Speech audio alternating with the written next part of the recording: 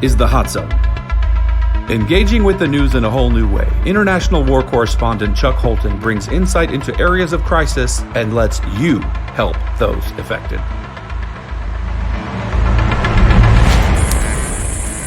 If it wasn't for all the mosquitoes out here, this would be a great place to go camping. You can see what a beautiful spot I'm in. This is the border between Lithuania on this side and Belarus over there. And in fact, there are a lot of people camping right back in those woods behind me.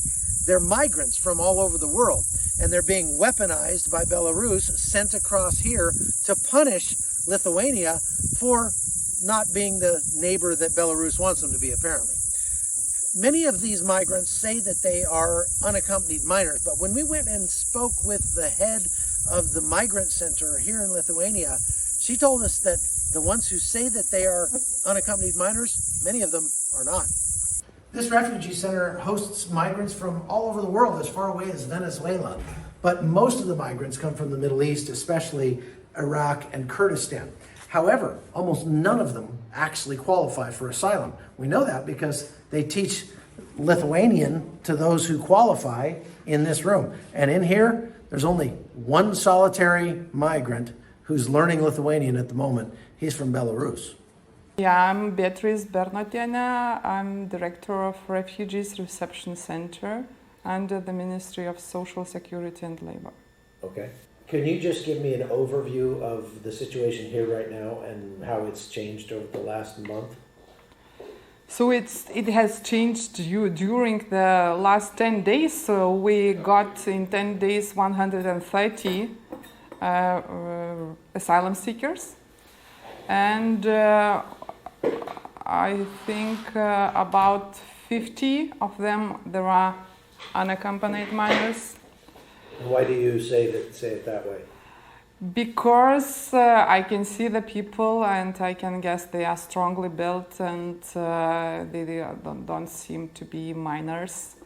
So they pretend to be 16 or 17, but I am not sure, but I think they are maybe 25, 28. I can speak about people from Congo. So we got last Saturday 35 people from Congo, Cameroon, Iraq, and some countries, other countries, Togo, Mali, and we got nine girls. Also, I can't say that if they are really minors.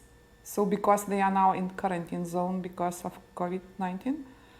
So, but I saw the people and I can say that they are quite educated and I hope that they were students or... Mm-hmm. The girls, you mean? And the boys. And the boys too? Yeah, the boys too. So how has that changed numbers-wise from what you saw a year ago or 2 years ago? So, yeah, and there were some big numbers. I can remember I worked here before for 18 years. We had the highest number in 2002. We had about 250 or 70 people also located here, asylum seekers, and there was a crisis maybe in Azerbaijan or Georgia in that period, and we had quite high numbers. But later, each year, we got per month living about 150 people. Later, maybe in 2010, the number decreased. About we had per month 50 people or 70 people. So and now at the beginning of June, they were living here about 70, but now we have 209, and still today the people are coming. Okay. So now we can accommodate until 250 people. So other people are in temporary tents, in schools are accommodated. So now we have summertime, but in September the school year starts, so we have to hurry. So I mean the Lithuanian government and institutions, how to accommodate these people in other places because the children must go to schools. So, and we have here 2 buildings. We have here What's your capacity? It's a good question because we can count the beds, but the size of the rooms are different, and it depends on the type. Like if singles, we can accommodate more people. If there is a family, for example, 6 people family, yeah, and then the size is bigger. So it means that the size is about 230 maybe. But if we are small families, so the number can be lower. Lower. Yeah. So you're saying that the number of people that you can support at this center is roughly between 100 and 300 or something? 300. What would be the most that you could put here? Maybe 250, but it will be quite tough.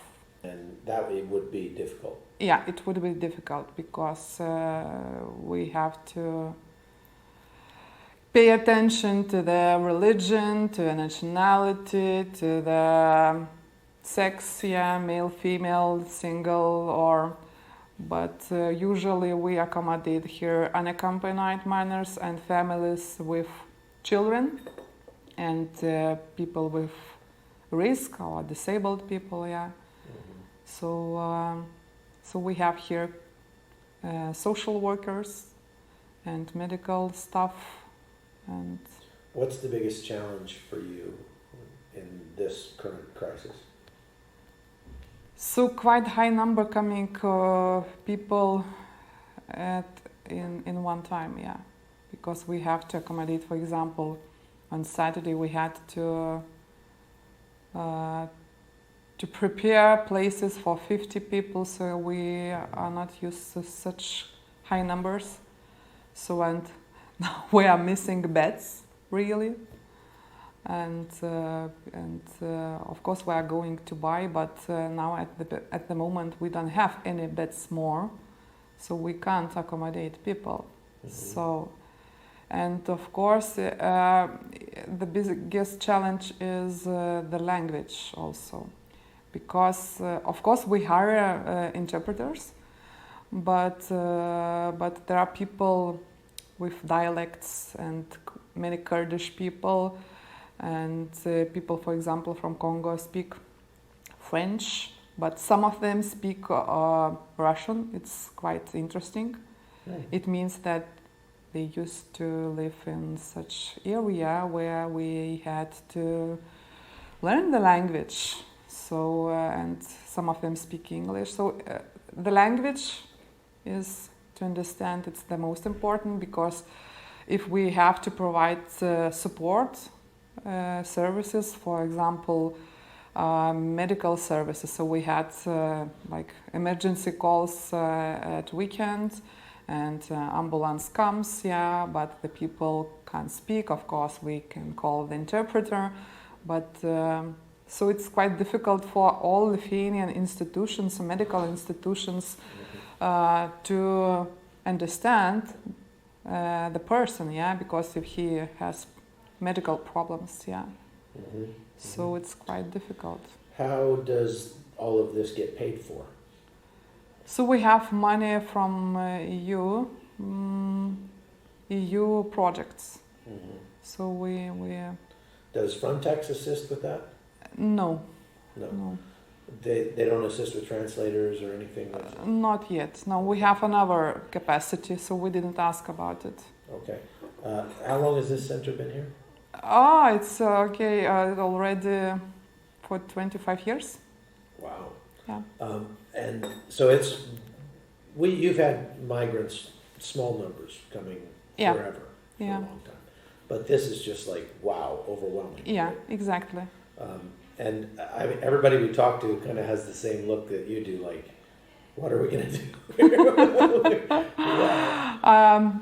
I don't know, because really now the higher number we are getting, now 2 weeks, yeah, now. So many people now are in quarantine zone, and but next week we are so letting them go out of room, yeah. So, and like we just wait a little bit and check what will happen, if we will leave or no, if we stay here. So, and just we are in such position now. So explain to me about how it's an open center and that they can leave whenever they want. We have to ask for permission if we want to go out of here for 2 days, for example. It's maximum period for 2 days to go out, but they have to ask for permission. Mm-hmm. But they are free to go to shops, to medical centers, but every week, every evening we have to register at our worker that he is here or she, yeah. So we have to check the numbers because if a person is out and we don't get any signature, like we have to see that person, yeah. So we inform border police and immigration institutions. So does that happen? Do you have people who just don't come back? Yeah, exactly. So this week also about already we have today Thursday, so maybe 10 people disappeared. Say that again in a sentence, please.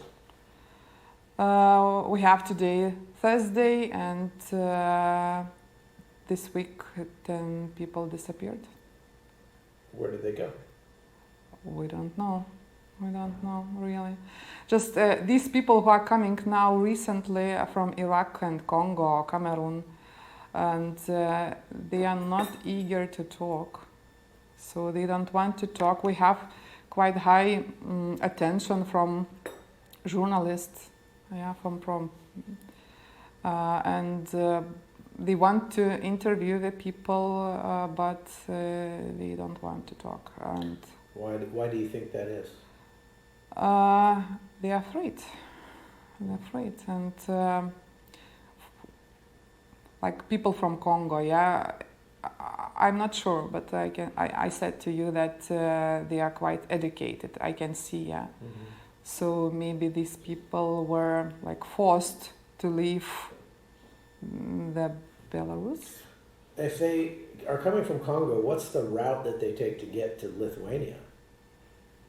Sorry, I don't understand. How do they get to Lithuania from Congo?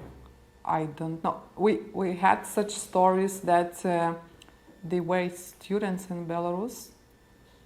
And so they flew to Belarus and then they were students in Belarus, so they studied at universities. They've been there for a while. Yeah, and they were forced to leave the hostels. And we have some information that these people were brought to the forest and they were attacked and they were made to cross by the Belarusian forces. Yeah. Because it sounds like Belarus is using them as weapons against the EU, perhaps. We've seen that in other places also, like you said. To be clear, so the Belarusian army or police or something I don't know. Forced them into Lithuania? I don't Are any of know. those here? I don't know. Really. But those are. But we had such stories, yeah. Okay, so you've heard stories about. We that. had stories, yeah. Yeah. We'll ask him when we get down to the border. Yeah. Okay. Well, I think that's what questions you have. Yeah. Do you see any from India or Nepal or Bangladesh? I saw in the statistics that some were detained at the border police now. Yesterday, detained, yeah. Today or yesterday, but these people are not coming here. They are single and. How many camps like this are there in Lithuania? We have the camp in Pabrade. It's Foreigners Registration Center, but it is a center for detention, maybe one part, another part for asylum seekers. Mm-hmm. But here in Rukla we have better accommodation for people with risk. Mm-hmm. So and there is such like agreement to accommodate people here, families and children. So there's one other camp besides this one? Yeah. That's all? That's all. we didn't have such high numbers. Right. So We didn't need. What happens if you have 10,000 people come across this border? Which could happen next month. Oh, yeah. It is a question maybe to the Ministry of Internal Affairs. You look like, oh boy. I don't know. Yeah, sometimes people. You won't be getting much sleep, I think. I don't sleep so much nowadays. Also. Now, are the people that live around here afraid? Yeah, I wanted also just to say about it. Then the center was opened in 1996. There were many talkings about the refugees. How do they behave? We will attack, or blah blah blah. So, of course, there were some fears, but we have worked here for 25 years. So, of course, we had some misunderstandings, but we never had big fights or like conflicts with the community. Mm-hmm. But now it is a very common topic on TV, on Facebook, and of course the society is not willing to welcome them, and there can be some thoughts that go back and so on. So sometimes I think that so we have to protect maybe refugees from the society. Like Greece. Yeah. Yeah. Well, that happens in Greece It can also. happen because we so here this small town, yeah, and it is a military town, yeah, but there are people, other people, and but some people are in risk. So what does it mean? So we use some drinks and so on, like young people, Lithuanian people, and of course, and maybe they can so arrange some ideas to come here to I don't know, cause trouble. To cause trouble, yeah. The Hot Zone is produced by Amy Holton and Livefire Media. Copyright 2021.